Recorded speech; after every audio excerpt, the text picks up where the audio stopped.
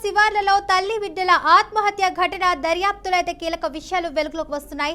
Cherlapalli Ghatkesar railway track పై IT ఉద్యోగిని విజయారెడ్డి తన ఇద్దరు పిల్లలు చేతన విశాల్తో కలిసి ఆత్మహత్యకు పాల్పడిన ఘటన తీవ్ర కలకలం రేపింది. ప్రాథమిక విచారణలో అయితే ఆమె తీవ్ర ఒంటరితనంతో మానసికంగా కుంగిపోయినట్లు పోలీసులు అయితే అనుమానిస్తున్నారు. ఉప్పల్ రాఘవేంద్ర నగర్ కాలనీకి చెందిన విజయారెడ్డి 2007లో సురేందర్ రెడ్డిని వివాహం చేసుకున్నారు. భర్త 4 ఏళ్లుగా దుబాయ్లో ఉద్యోగం చేస్తుండగా ఆమె తన తల్లితో కలిసి నివసిస్తున్నారు.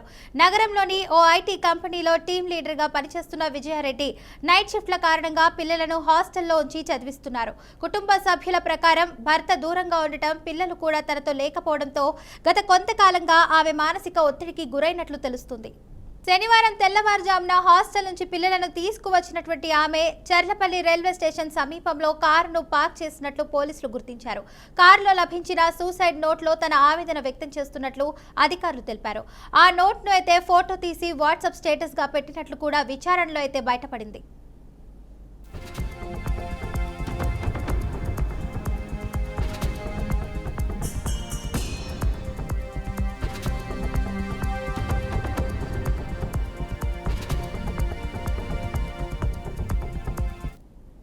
ఘటనా స్థలంలో నుంచి Vijaya Reddy cell phone, laptop, suicide నోట్ను పోలీసులు అయితే స్వాధీనం చేసుకుని ఫోరెన్సిక్ పరీక్షలకు పంపించారు.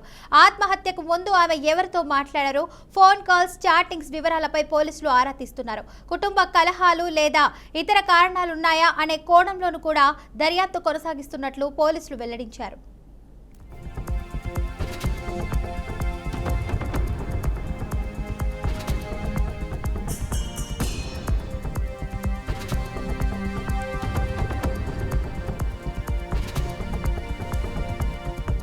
వారం రోజులుగా అంతర్జాతీయ మార్కెట్లో చోటు చేసుకున్న పరిణామాలతో పసిడి ధరలు భారీగా పతనమయ్యాయి. ప్రస్తుతం హైదరాబాద్, విజయవాడ, విశాఖపట్నంలో 24 క్యారెట్ల బంగారం ధరపై 9,050 రూపాయలు తగ్గడంతో 10 గ్రాములకు 151,530 వద్ద కొనసాగుతుంది. ఇక 22 క్యారెట్ల ఆభరణాల బంగారం 10 గ్రాములపై 138,900కు పడిపోయింది. కిలో వెండిపై కూడా 20,000 తగ్గి 3 లక్షల రూపాయలకు చేరింది.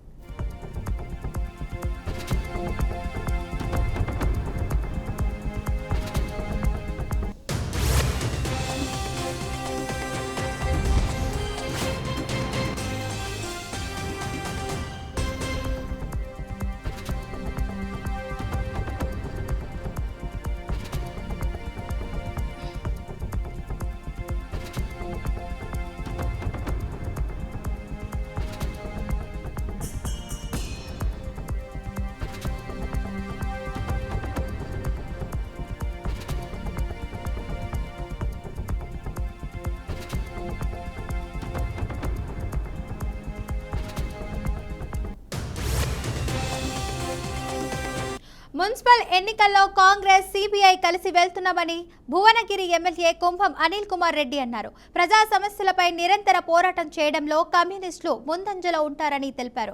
రాష్ట్ర వ్యాప్తంగా అయితే ఒప్పందంలో భాగంగా పొత్తుల్లో ఎన్నికల్లోకి వెళ్తున్నామని, ఇక భువనగిరి, భూదాన్, పోచంపల్లి 2 మున్సిపాలిటీలలో కాంగ్రెస్ జెండా ఎగరేస్తామని ధీమా వ్యక్తం చేశారు. పోచంపల్లి మున్సిపాలిటీకి సంబంధించి కూడా అక్కడ దాదాపు 49 కోట్ల రూపాయలు ఒక పోచంపల్లి మున్సిపాలిటీలో పెట్టాం.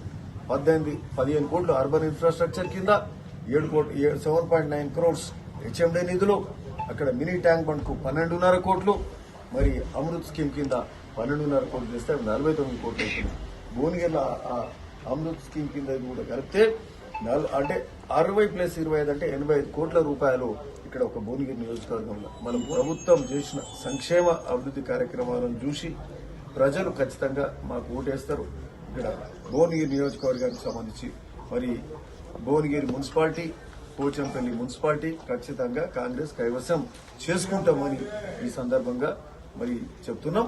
మరి అట్లనే మరి కమ్యూనిస్టు, కాంగ్రెస్ పార్టీ కూడా కలిసి పనిచేసి ఈ 2 మున్సిపాలిటీలను కూడా కైవసం, సిపిఐ అండ్ కాంగ్రెస్ కలిసి మరి 2 మున్సిపాలిటీలను కైవసం చేసుకుంటామని కూడా ఈ సందర్భంగా చెప్తున్నాం. తెలంగాణ రాష్ట్రంలో ఈరోజు జరిగే 116 మున్సిపాలిటీల ఎన్నికలలో మరి 7 కార్పొరేషన్స్ ఈ 116 మున్సిపాలిటీలలో దాదాపు 100 మున్సిపాలిటీలు కాంగ్రెస్ పార్టీ కైవసం చేసుకోవాలి. రోడ్లు అవుతున్నాయి.